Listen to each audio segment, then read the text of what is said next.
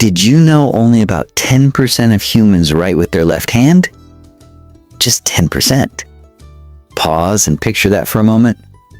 In a room of 20 people, maybe 2 are left-handed. 2 people adjusting quietly to tools not built for them.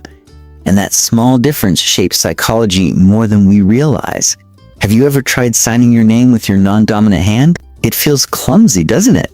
Your brain hesitates. Your muscles resist. Now imagine growing up feeling that mismatch daily. That experience wires patience into your nervous system. Left-handed children quickly learn one thing. The world is slightly inconvenient. Desks feel wrong. Scissors feel awkward. Ink smudges across the page. And adaptation becomes instinct. Psychologists call this micro-adaptation. Tiny adjustments repeated for years. Rotate the notebook. Shift the elbow. Reposition the wrist. That constant correction builds cognitive flexibility. Now pause. When a child is told, use your right hand, even gently, something subtle happens. Self-trust is questioned. And identity begins negotiating with the world. Not every left-handed person experiences pressure.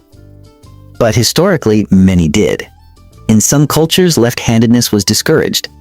Imagine being corrected for something natural. That leaves emotional imprints. Sometimes invisible, but real. Here's an interesting fact. Left-handed brains often show less rigid hemispheric specialization. That means functions can be more distributed. Not better, not worse. Just different pathways of communication. When pathways differ, perception differs. Some left-handers report thinking in images. Others describe strong spatial awareness. Mental rotation skills can be sharper. They flip movements in their mind constantly. It's like silent brain gymnastics. Why does this desk feel wrong? That question isn't dramatic. It's subtle. But subtle discomfort repeated over years builds resilience. Resilience becomes personality. Personality becomes identity.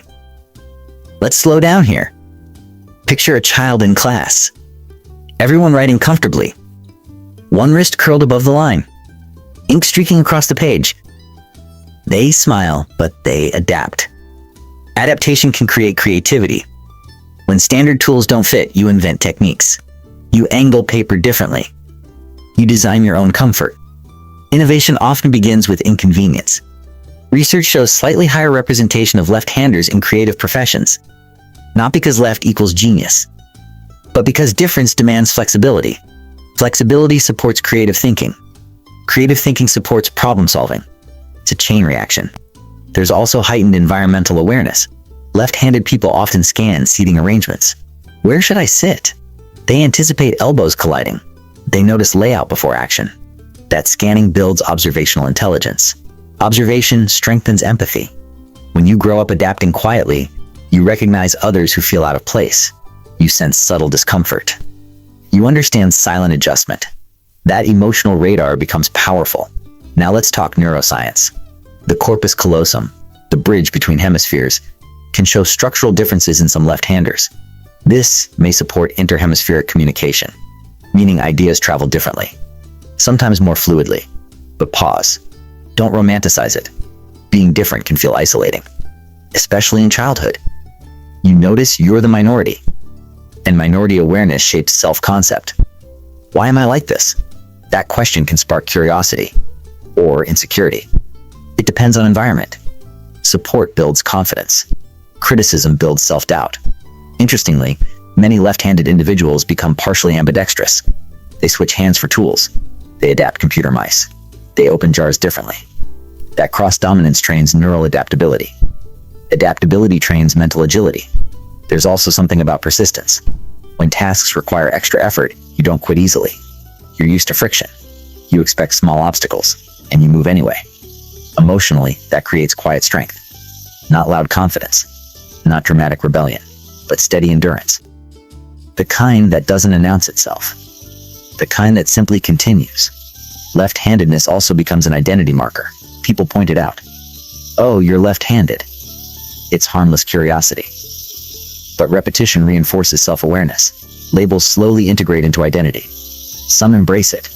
They feel unique. They feel distinct. They build pride around difference. That pride fuels authenticity. Authenticity fuels self-esteem. Others minimize it. It's nothing. They downplay uniqueness. That too is a coping strategy. Blending in feels safer sometimes. Psychology always seeks safety. Here's something subtle. Because left-handers often mirror actions mentally, they develop strong spatial reasoning. Athletes in certain sports show higher left-handed representation. Unpredictability becomes advantage. Opponents aren't used to their angle. Difference becomes strategy. Let's pause again. Think about perspective. If your physical orientation differs from the majority, you literally see the page differently. That physical angle becomes metaphorical. Perspective shapes worldview. Studies suggest left-handedness may correlate slightly with divergent thinking. Divergent thinking means generating multiple solutions. When default methods feel uncomfortable, alternatives feel natural. Alternatives encourage flexibility. Flexibility encourages innovation. But remember, not every left-hander is artistic. Not every left-hander is emotional. We're talking tendencies, not destinies.